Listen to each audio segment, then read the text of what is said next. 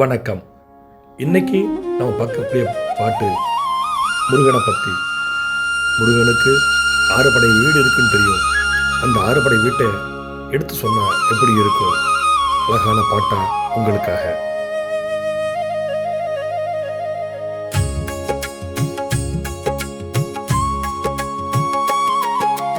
ஓம் முருகா வேல் முருகா அரோகராவா, Senthil வேலா சிவகுமாரா அரோகராவா.